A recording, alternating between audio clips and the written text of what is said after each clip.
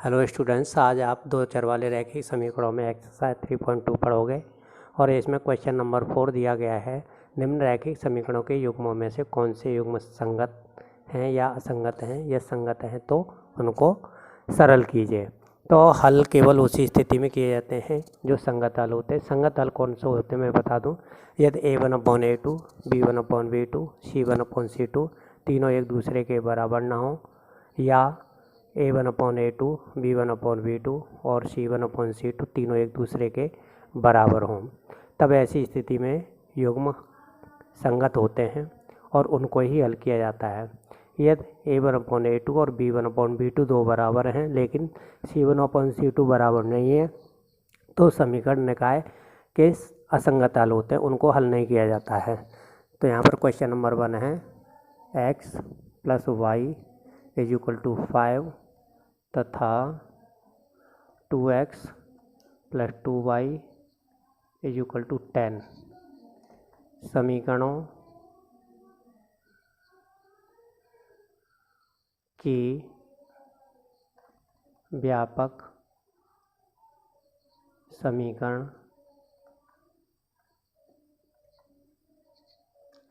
ax + by + c = 0 से तुलना करने पर आप देखोगे कि यहाँ पर a1 का मान 1 है, b1 का मान भी 1 है और c1 का मान -5 है तथा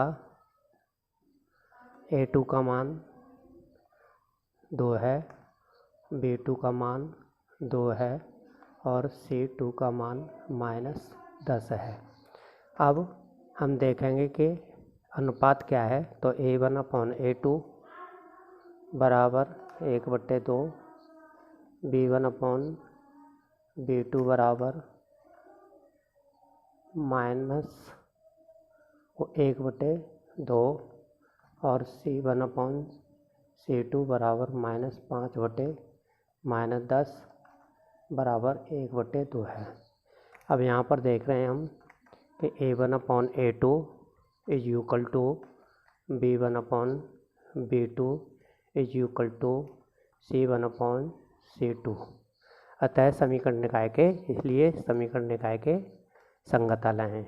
इसलिए समीकरण निकाय के संगत हल हैं। अब संगत हल हैं तो हम इसको ग्राफी विधि से सरल करेंगे। इसके लिए समीकरण 1 से फिर निर्देशांकों के लिए सारणी बनाएंगे। समीकरण 1 और जैसे समीकरण 1 x + y = 5 या y = 5 - x के निर्देशांकों के लिए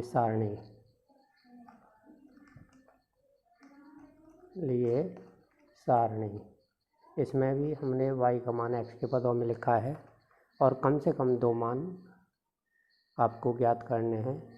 x का मान आप अपनी इच्छा अनुसार कुछ भी लिख सकते हो, क्योंकि x स्वतंत्र राशि है और y परतंत्र राशि है। तो हम यहाँ पर यदि x का मान 1 रखते हैं तो y का मान 4 आ जाएगा, और यदि x का मान 2 रखते हैं तो y का मान 3 आ जाएगा। निर्देशांक हो जाएंगे निर्देशांक 1, 4, 2, 3। अभी समीकरण 2 के लिए निर्देशांक बनाएंगे। समीकरण 2 2x + 2y = 10 या 2y = 10 - 2x या y = 10 - 2x/2। निर्देशांकों के लिए सारणी निर्देशांकों के लिए सारणी। अब यहाँ पर हम वही दो मान ज्ञात करेंगे। x का मान आप कुछ भी रख सकते हो, तो x बराबर y बराबर, यदि x का मान हम 0 रख दें यहाँ पर, तो यहाँ पर 5 आ जाएगा, और यदि हम 3 रख दें तो 2 आ जाएगा। क्योंकि अगर 0 रखते हैं तो 0 का 2 में गुणा करके 0 हो जाएगा, और 10 में से 0 घटाएंगे 0 आ जाएगा, 2 का भाग दे करके 5 आ जाएगा, और यदि हम 3 रखते हैं तो 3 दूनी 6, 10 में से 6 घटा के 4 आ जाएगा, भाग दे करके 2 आ जाएगा। निर्देशांक हो जाएंगे, निर्देशांक 0, 5 और 3, 2। अब हम ग्राफ पेपर पर इन निर्देशांकों को अंकित करेंगे। ये आपका x अक्ष हो गया, ये आपका x अक्ष हो गया,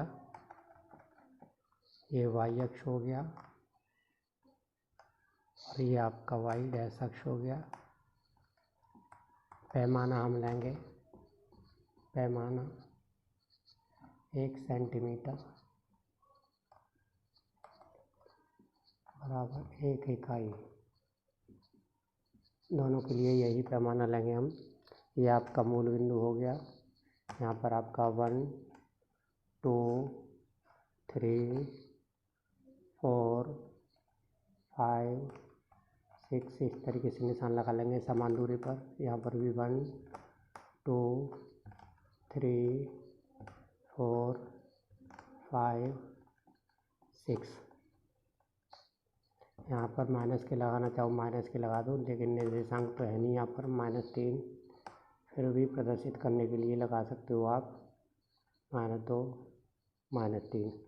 अब हमारे जो निर्देशांक है इनको अंकित करेंगे। पहला 1, 4, तो 1 यहाँ पर हो गया, और 4 इसकी सीध में हो गया, ये 1, 4, फिर है 2, 3, 2, 3 आपका यहाँ हो गया, और 1, 4 लिख देंगे इस पर आगे, 1, 4 और 2, 3। इनको मिलाते हुए एक रेखा खींच देंगे, तो ये हो जाएगा आपका इस तरीके से एक रेखा खींच जाएगी। और दूसरा फिर रखेंगे दूसरे समीकरण के लिए, तो 0, 5 ये हो गया आपका। इसके बाद में 3, 2 आपका ये हो गया, 3, 2 और 0, 5। जब इसकी रेखा खींचेंगे तो इसकी रेखा भी इसी के ऊपर आएगी। तो यहाँ पर देखते हैं हम कि दोनों रेखाएं समपाती हैं,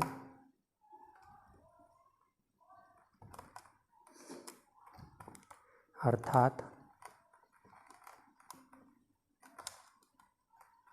समीकरण निकाय के अनंतालय हैं।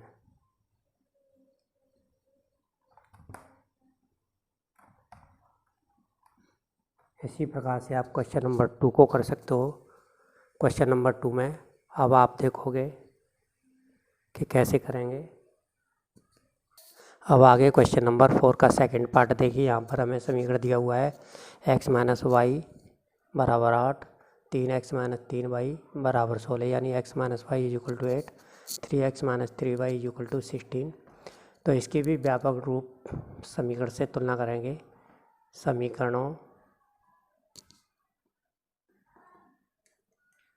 की व्यापक समीकरण ax + by + c बराबर 0 से तुलना करने पर आप देखोगे a1 बराबर 1, b1 बराबर -1, c1 बराबर -8 तथा a2 बराबर 3, b2 बराबर -3, C2 बराबर -16।